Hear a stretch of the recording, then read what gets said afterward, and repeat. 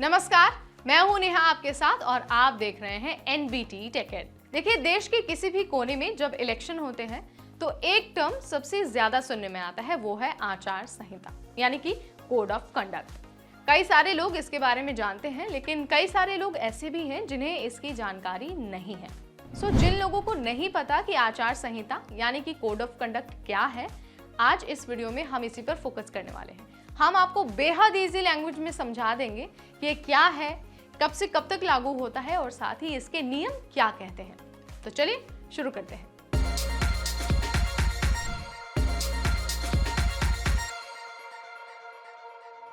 देखिए, जो देश का इलेक्शन कमीशन है वो देश के अंदर स्वतंत्र और निष्पक्ष चुनाव करने के लिए कुछ नियम बनाता है और उन्हीं नियमों को कहा जाता है आचार संहिता यानी कि code of conduct.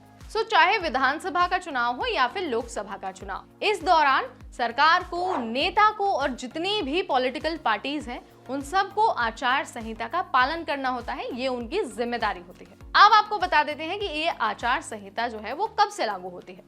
Code of conduct चुनाव की तारीख की घोषणा के साथ ही लागू हो जाती है। देखिए, देश में जो लोकसभा का और जो विधानसभा का चुनाव है वो अलग अलग टाइम पे होता है। ऐसे में जो चुनाव के कार्यक्रम होते हैं उनके ऐलान करते ही आचार संहिता लागू हो जाती है। आपको ये पता चल गया कि जब इलेक्शन की तारीखों का ऐलान हो जाता है और जब जो चुनाव है उसके कार्यक्रम का ऐलान हो जाता है तो आचार संहिता लग जाती है। अब आपको बता देते हैं कि ये जो संहिता है ये कब तक लगी रहती है। कोड ऑफ कंडक्ट जो है वो चुनाव प्रक्रिया के संपन्न होने तक लागू रहती है, यानी कि जब तक अच्छे से पूरा इलेक्शन संपन्न नहीं हो जाता तब तक कोड ऑफ कंडक्ट लगा रहता है, यानी कि आचार संहिता लागू रहती है। चुनाव की तारीख की घोषणा के साथ ही आचार संहिता देश में लगती है और वोटों की गिनती होने तक लगी ही रहती है। ये तो जाहिर सी बात है कि जब आचार संहिता लागू होगी तो कई सारे नियम भी लागू हो जाएंगे। ये जो नियम है इनको कोई भी पॉलिटिकल पार्टी या फिर कोई भी राजनेता नहीं तोड़ सकता। ये नियम कहते हैं कि जो सार्वजनिक धन है उसका इस्तेमाल किसी भी विशेष पॉलिटिकल पार्टी या फिर किसी भी विशेष नेता को फायदा पहुंचाने वाले काम के लिए नहीं हो सकता। इसके साथ ही नियम ये भी कहते हैं कि जो सरकारी गाड़ी है, सरकारी विमान है या फिर जो सरकारी बंगले हैं, इसका इस्तेमाल आप चुनाव प्रचार के लिए नहीं कर सकते हैं।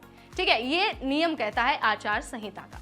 इसके साथ ही नियम ये भी कहता है कि किसी भी तरह की जो सरकारी घोषणा है या फिर जो लोकार्पण है या फिर शिलान्यास है, ये सारी चीजें भी जब तक संहिता लागू है तब तक नहीं किया जा सकता। यानी कि आपने देखा होगा कई बार क्या होता है कि आचार संहिता लागू है और कुछ नेता ऐसे होते हैं जो अपनी योजनाओं का लोकार्पण कर देते हैं या फिर कुछ और वादे कर देते हैं, लेकिन आप जब संहिता लागू होती है तो आप इस तरह के काम नहीं कर सकते।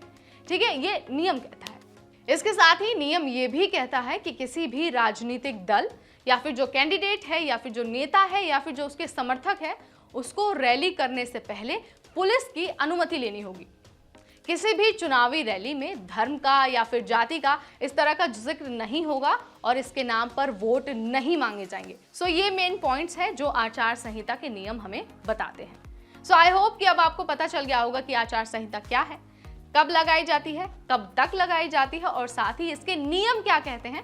अब आपको बेहद इजी लैंग्वेज में समझ आ गया होगा। अगर कभी आपसे कोई आपका रिलेटिव या फिर कोई दूसरा व्यक्ति आपसे पूछ लेता है कि आचार संहिता क्या है, तो मुझे लगता है अब आप आसान भाषा में उन्हें समझा देंगे क्योंकि आपको समझ में आ गया होगा। अगर तभी नहीं समझ में आया तो आप हमें कमेंट सेक्शन के जरिए बता सकते हैं। कोई भी कंफ्यूजन है तो आप हमसे डिस्कस कर सकते हैं। इस वीडियो में इतना ही। अगर आपको ऐसी ही नॉलेजेबल वीडियोस और देखनी है तो आज ही सब्सक्राइब करिए हमारा चैनल। तब तक मुझे यानी नेहा को दीजिए इजाजत। नमस्कार।